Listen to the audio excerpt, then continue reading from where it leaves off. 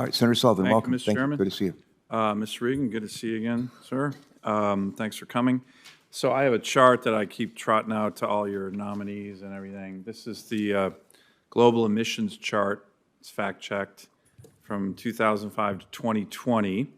It shows the fact that isn't often discussed in our national media, that the U.S. is the leader by far of any country in the world on global greenhouse gas emission reductions. So you take here, that's America, some of our allies, Germany, UK, and then of course you got the dirty countries, particularly China, that's the greenhouse gas emission machine, right, a coal plant a month. So I asked your nominees, I'm sure you've hopefully seen this, do you understand why that happened? What was the major reason that the United States has been the leader in the world on emission reductions? Do you know? And I'll give you a hint, it's not because of EPA regulations.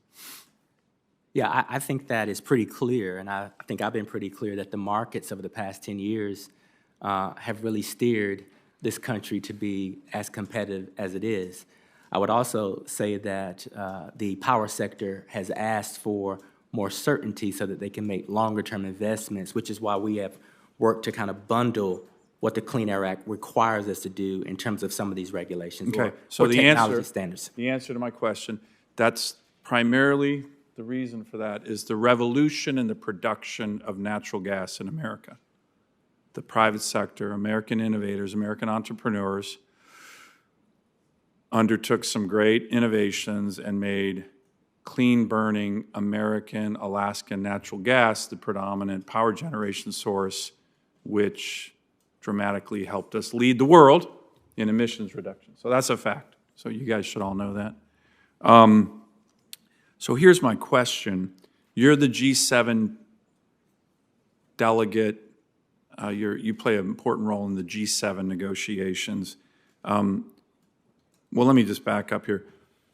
If the rest of the world could undertake a chart and record like that, meaning you move from power generation sources into natural gas, you lower your emissions dramatically, wouldn't that help global emissions if other countries had this profile like we do?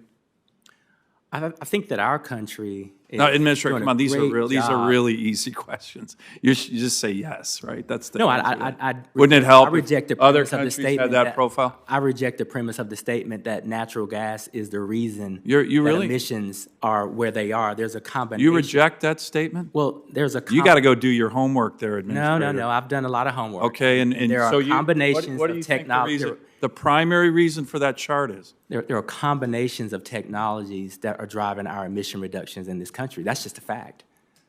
You don't think the primary reason for the emission reductions in America was a movement from coal power generation to natural gas? And the revolution in the production of natural gas? I absolutely. That's a fact, too. I absolutely. And as the EPA Administrator, you guys are amazingly good at, like, avoiding this fact. I don't know why.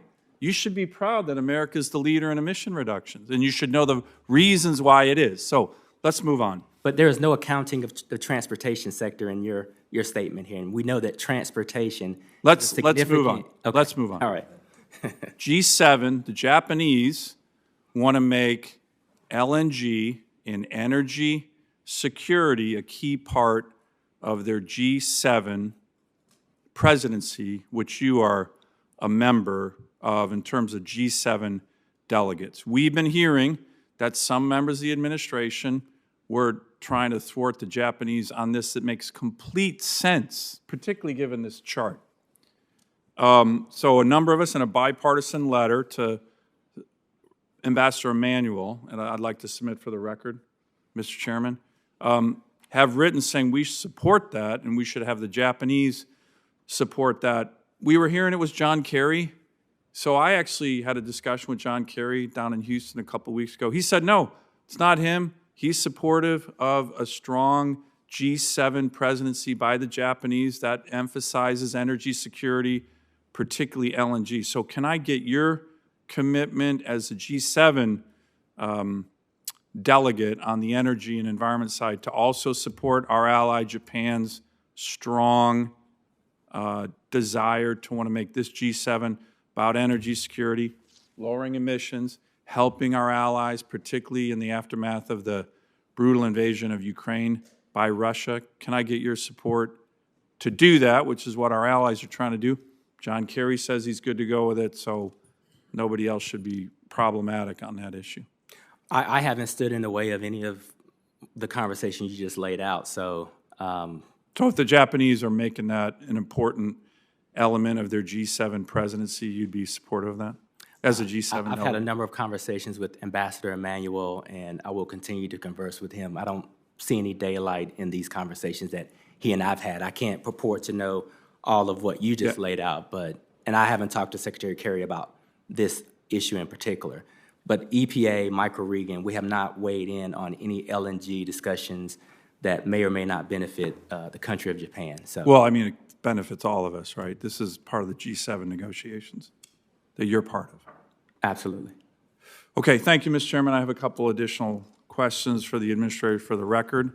And it would be good to get your view. We can send you things that relate to this chart. It's very important to have common understanding here, and I think the common understanding is that the revolution in the production of natural gas has played a critical role in emissions reductions in America and in the world, and that's a good thing. We should all celebrate. Thank you. All right.